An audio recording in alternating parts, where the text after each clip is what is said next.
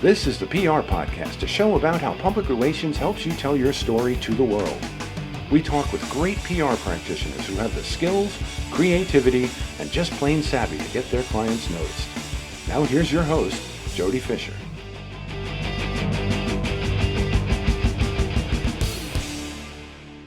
Hey everyone, and welcome to the PR Podcast. I'm Jody Fisher. Thanks for joining us. Well, happy Monday once again. The start of a new week is also a chance to do something new, and I hope you're going to take advantage of that this week and do or try something new for yourself, whether that's in your business, whether it's in your personal life, maybe even for someone else.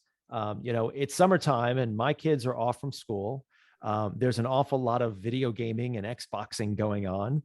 But I urge them, and especially my 12-year-old son, I urge him every morning, think about the time that you have available. Think about what you can accomplish today or this week or whatever. Don't just spend it going through the motions or doing the things that you always do. It's fine to have fun, but like get outside your comfort zone a little bit. So I try to take that advice that I give to him to heart as well on myself. And try to figure out new ways to do things. And I've experimented with a few of those things, and hopefully you can too. If you are doing that, let us know. Chime in on our social media pages, Facebook, Twitter, Instagram. Let us know if you're doing something new, if it's worked, if it hasn't worked, and what the results have been. Because always love to hear it. We're all about sharing information here. So love to hear your experiences. Speaking of sharing their experiences, we are joined by another great guest this week. So let's get right to it. Jordan Isenstadt is a senior vice president at Marino PR in New York City, where he leads the firm's higher education, energy, and cannabis practices. Jordan has a terrific diversity of experience with over 2 decades encompassing government, higher education, nonprofit, campaign management, public affairs, and strategic communications. And I can say from having worked with him in the past, he is also a terrific guy. Jordan, welcome to the PR Podcast. Thanks, Jody. Pleasure to be here. Tell us about your work at Marino PR. Yeah. So Marino PR is a New York City-based strategic communications firm. We're closing in on 30 years. The agency was founded by Frank Marino, who is a veteran of New York City government. And the agency, core capability kind of from the early days, real estate, land use, kind of classic, New York City industries, a lot of kind of government, public affairs type of work. When I joined the agency about five-ish years ago, what I saw was an agency that had expanded its practice areas significantly to include an energy practice, a nonprofit practice, lifestyle, higher education, et cetera. And I was brought in to lead the higher education department. And we've been working with NYU, Touro College, New York Medical College, St. Francis, et cetera. And also by the nature of the agency, was given the opportunity to be entrepreneurial and potentially start a new practice area.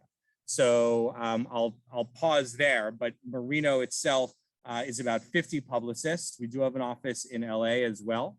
And it's a great family-owned agency. And really kind of supportive of the team and the staff.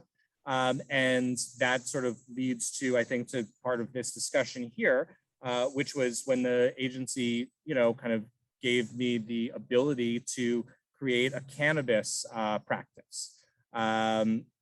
Cannabis has been something that I've been passionate about for about half my life or so.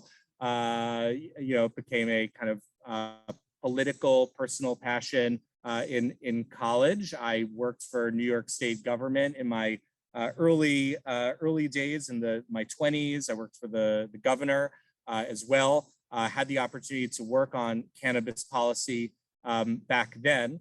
And then it kind of was dormant for a while. So when I got to Marino and I had the opportunity to start a cannabis practice, it was kind of marrying personal and professional passions.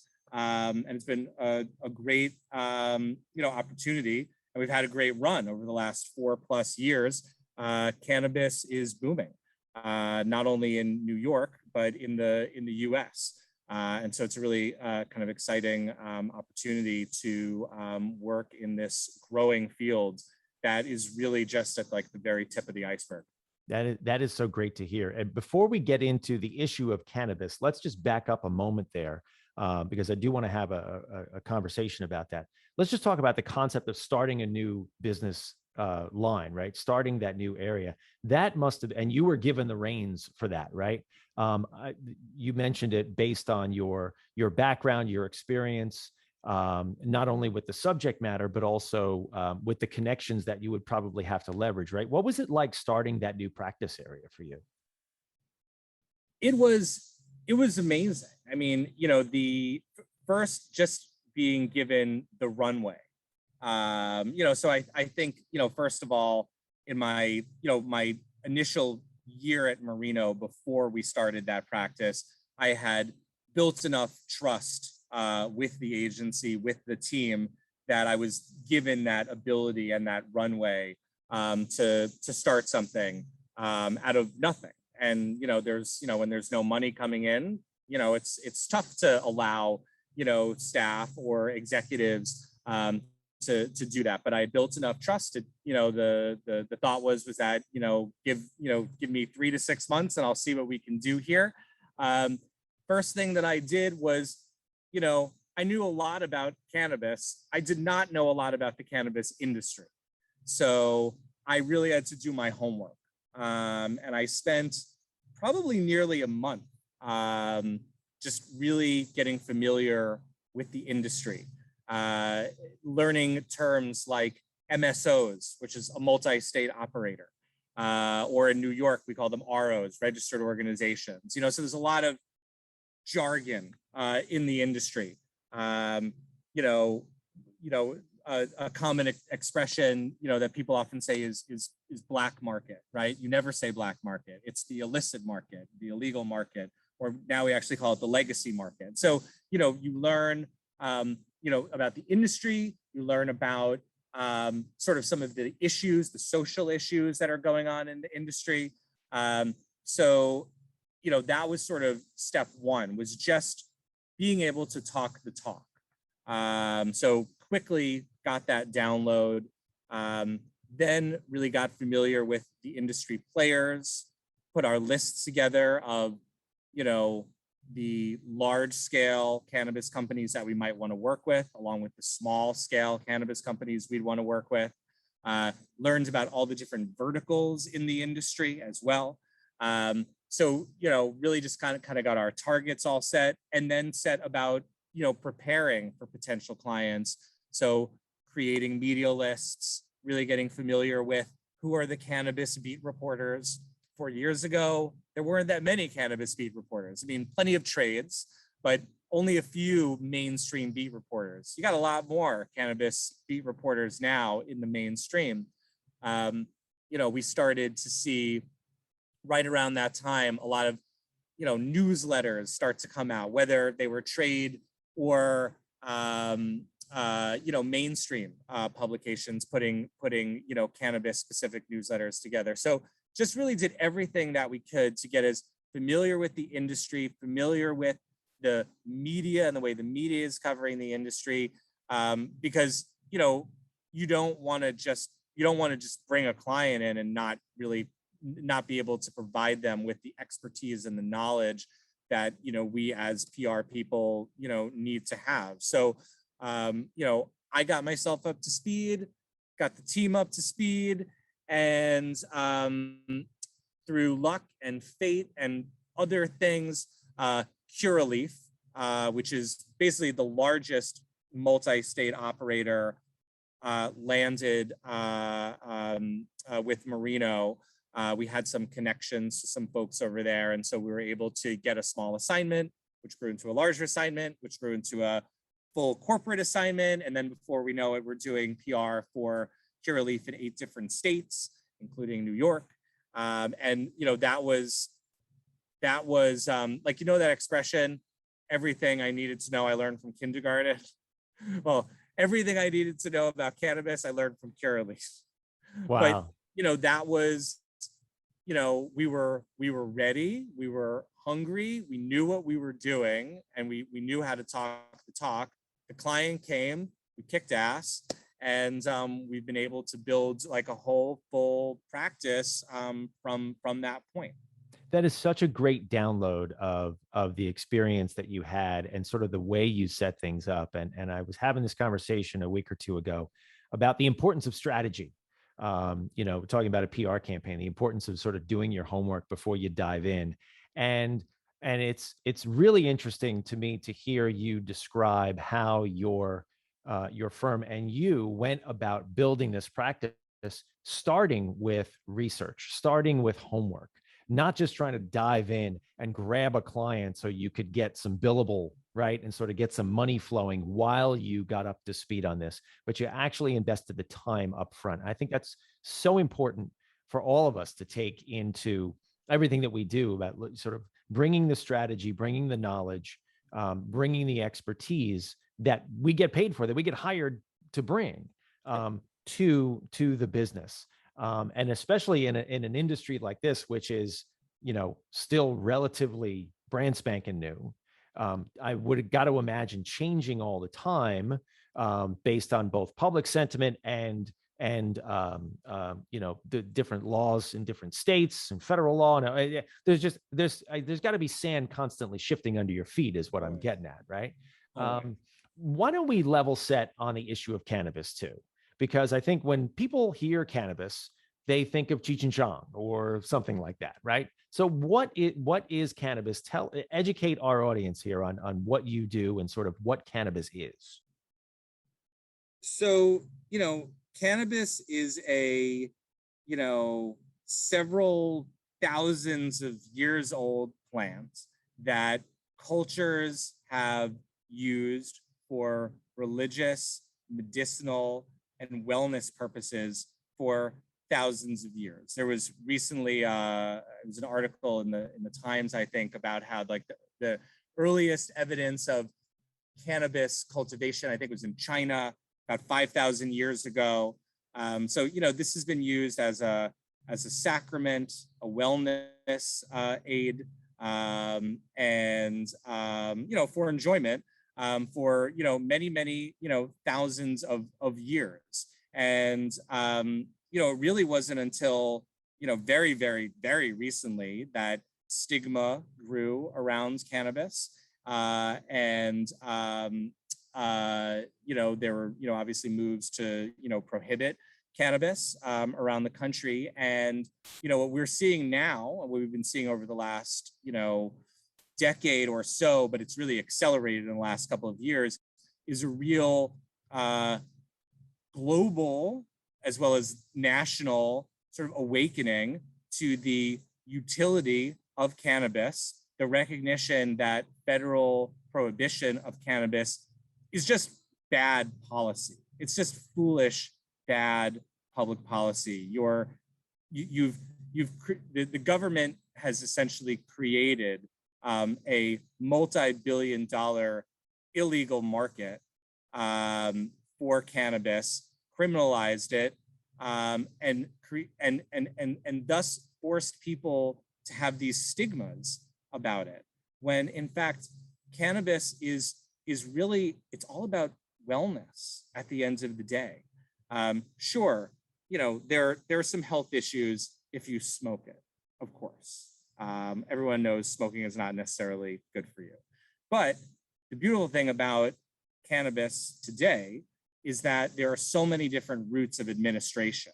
So there are edibles, there are cannabis beverages, you can put cannabis in food. There are cannabis tinctures, which are oils that you can put directly onto your tongue, or you can put it in a drink. I actually read an article today about cannabis ice cream. All of those are not going to harm you whatsoever. It will only, either take away your pain because it's some kind of chronic pain or medical issue that you're dealing with. Maybe you need focus or calm or concentration, or whatever the case may be. It will help you. But at the end of the day, it's all about wellness and helping the consumer achieve some kind of a state of being that they're unable, for whatever reason, to achieve naturally. And, the amazing part over the past few years, and especially again, last couple of years, is watching people come out from behind closed doors and, sort of start talking about their personal cannabis usage. And, like I said, there's kind of an awakening going on. You've had last year, 5 states legalize some form of cannabis. Already this year, 5 states in the US have moved to legalize or decriminalize cannabis. You're at a point now where a critical mass of states have legal cannabis. There are more people who live in states with some form of legal cannabis than don't. I think it's about 2/3 of Americans live in states with, that could be medical cannabis, of course, but live in states with some form of legal cannabis. And the latest stat I read said that 91% of Americans are in support of legal cannabis. Now, that could be medical, but they're in support of legal cannabis. You can't get 91% of Americans to agree on anything. Literally anything. Yeah, McDonald's or Burger King, right? Exactly.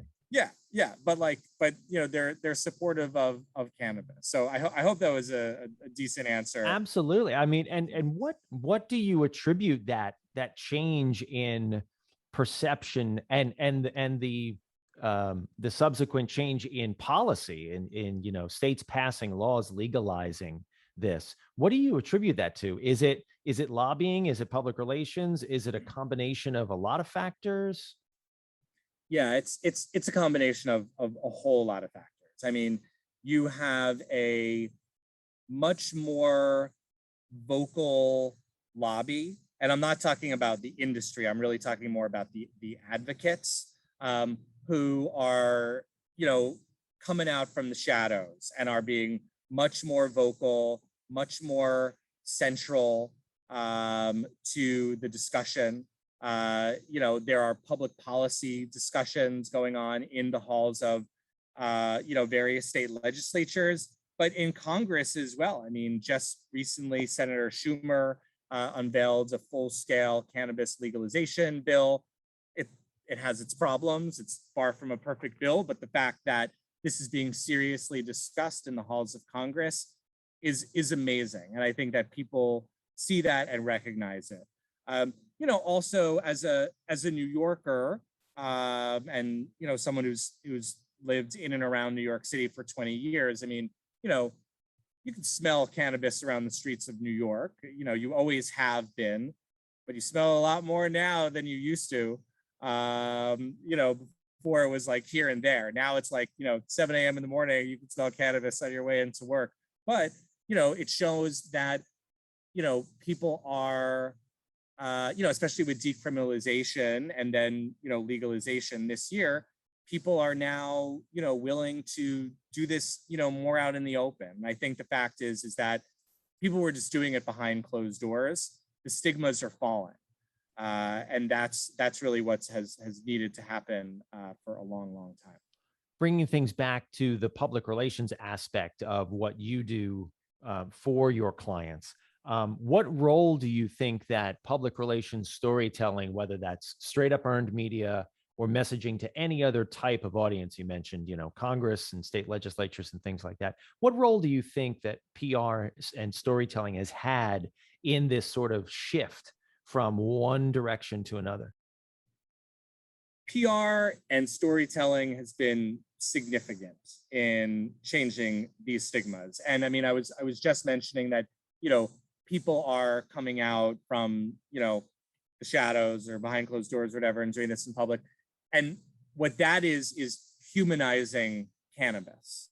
And that's, we talk about that with almost all of our clients. Is like, what's the human story here? Like, why should people care about this new CBD product or this, new cannabis beverage that we're going to be releasing, right? Like, what's the human impact and the human story here? So, or, the CEO of the company, and like, what's that person's story? And what was that person's journey? So yes, the humanization of cannabis has been, frankly, at least half the battle here, because I think beforehand, people who were anti-cannabis or maybe just not cannabis friendly, had a certain version in their mind of what they considered to be a stoner or a cannabis user or cannabis consumer. Now it's clear, and you've seen a lot of clever marketing campaigns about this as well.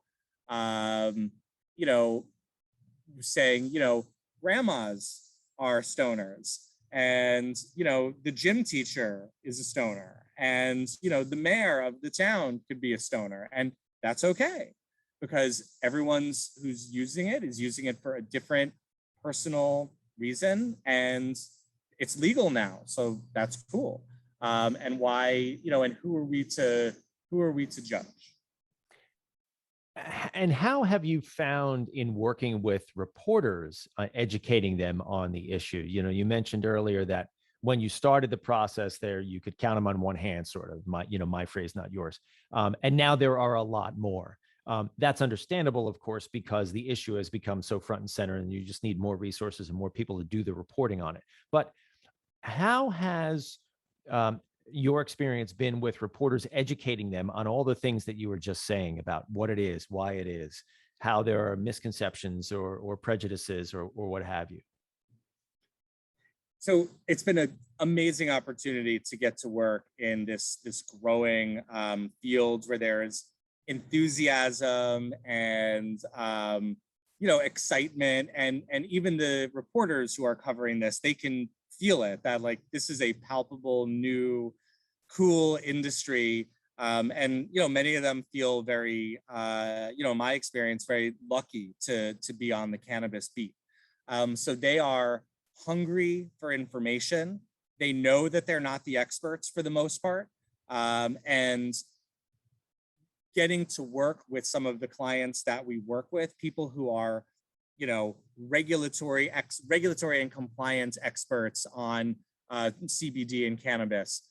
Another organization that does specific formulations around cannabis, edibles and beverages. Another company that's a CBD retailer.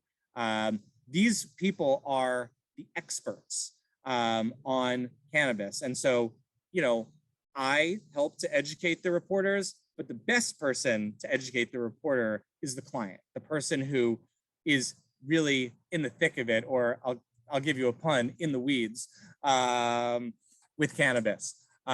So, as much as I can get my clients on the phone with reporters, whether that's for background calls or, obviously on the record calls, that's where the majority of the education happens. And then what they have found is that that education is so important and like palpable that those reporters then come back to me, because they know that I've got this roster of, a dozen different experts who could talk about any part of the supply chain. And, they know when they need something that I'll have someone who will be able to be a source, but also help educate them, because, I'm still learning every day, like I'm not a cannabis cultivator or processor or manufacturer. So I'm still learning stuff every day. And, I'm a good source of information, but the clients are the best source of information. There's something we talk about week in and out on this podcast, is sort of, as a PR person, positioning yourself as a resource to reporters who are trying to do their job and being helpful to them, especially when they reach out, or positioning yourself as that resource proactively. So then you put yourself at the top of their list. So when they need something, or they have a question, or they're looking for an answer from us, they know to call you, because they know they're going to get what they need, quickly and efficiently. And so that's really amazing. Did you ever have a report? Did you ever work with a reporter who maybe had a negative impression of cannabis, and you kind of turned them around? And how did you do that, if you did? Honestly, I can't really say that I've had that experience. I feel blessed actually that I have not had that experience. But really for the most part, it's been every member of the media that we've worked with has really approached cannabis with an open mind. And so there really hasn't been a need to sort of turn anyone around. I mean, I think if anything, if there's a nugget there, it would be reporters who had misconceptions or were using improper terminology. Like even just the term marijuana. You may have noticed I haven't really used the word marijuana here. The industry, we don't really say marijuana. It's considered to be racist. It goes back to 100 years ago with some negative campaigns against Mexico. So we don't use that term. Same reason why we don't use black market. So, I mean, there have definitely been some times where we've had to really push back hard on reporters, especially if we've seen them cover cannabis, but use the word marijuana and be like, hey, you can't do that. That's, otherwise I'm not sure if our client can participate in the story. So there have definitely been times where we've had to push back along those lines, but it's all worked out. It's all worked out. That's great. That's great. So what is if you can put on, look into your crystal ball here, what is the future of this issue? Sort of where is this industry going? What does it want to accomplish? And how do you maybe see it accomplishing that? Well, the ultimate goal is full-scale federal legalization. I am less optimistic on that than a lot of other people in the industry. Well, we're PR people. We get paid to be skeptical, right? Yeah. We get paid to I be also realists. I used to work in government. So I kind of know, some of these folks and what they're, actually capable of accomplishing. So, I mean, look, I'd love to think that we could pass federal cannabis legalization before 2022 when the House or Senate could potentially flip to Republican, and then there'd be no shot. But seems unlikely. It's not a high priority of the Biden administration, so I'm not too bullish on that. What I do think you're going to see though is more and more states will legalize, much like you just saw New York do a few months ago and New Jersey do last year, whether that's through the legislature or through a public referendum. It doesn't really matter at the end of the day. I think that, very soon you're going to have almost all 50 states have some kind of legal cannabis market.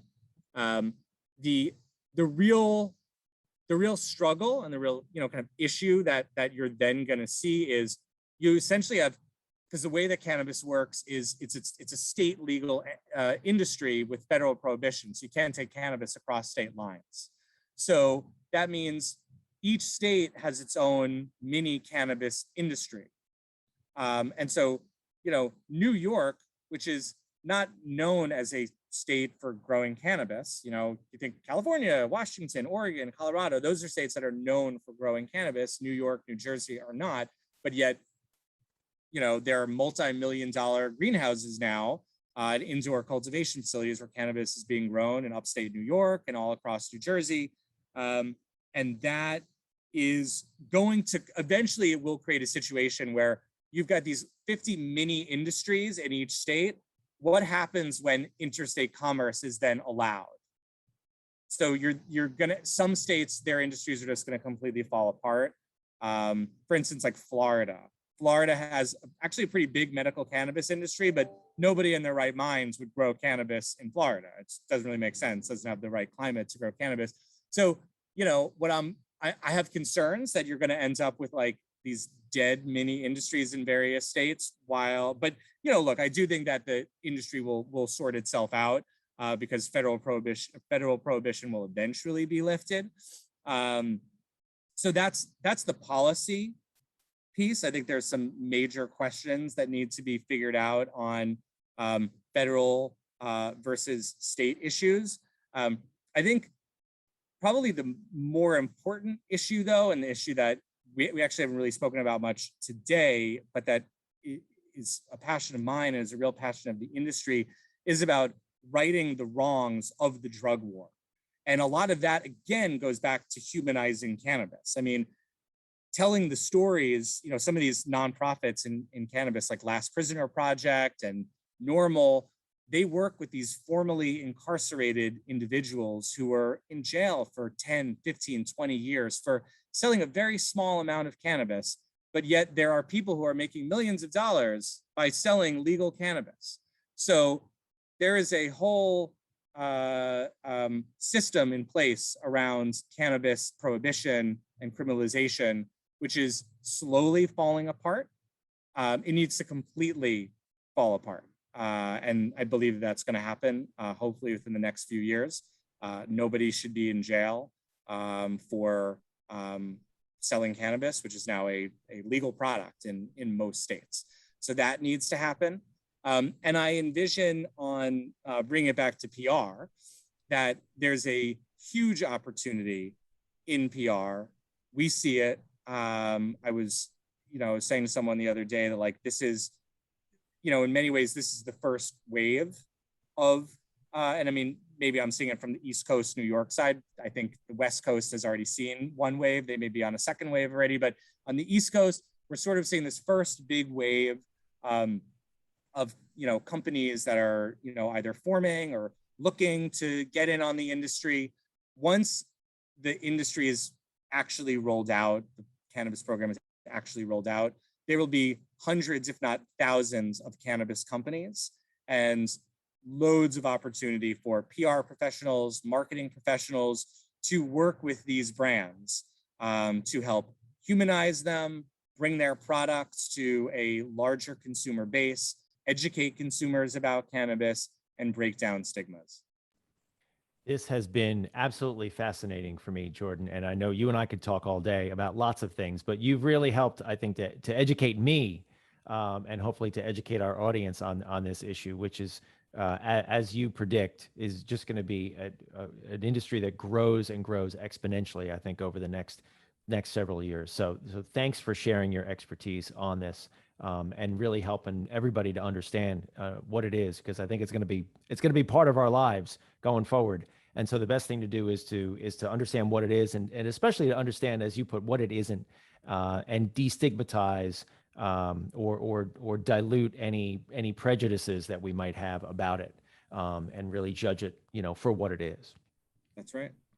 That's right. Well, thank you for that. I really appreciate it. We're going to segue now into the rapid fire question portion of our podcast. You mentioned to me that you've listened a couple times, so you know exactly what this is. It's where we steal a page from the Inside the Actors Studio show and ask our guests a series of rapid fire questions meant to elicit a simple answer, gut reaction. So with your indulgence, let's begin. Rapid fire question number 1, Jordan. What is your favorite news source? Twitter. Oh, okay. All right. I'm just gonna go Twitter. I mean, I could say more than that, but I mean, I find that I've got everything I need on Twitter. All right. So then maybe that ties in with your answer to rapid fire question number 2. What is your favorite social media platform? Also Twitter. There you go. You get the news and the social media both from the tweets. Rapid fire question number 3. They did away with fleets. I don't know. I was just starting to like fleets. Well, those little messages across the top. But but they got rid of those. All right, whatever. Rapid fire question number 3: coffee or alcohol? We find you in your backyard today. So is it coffee or alcohol today? It's coffee. Yeah.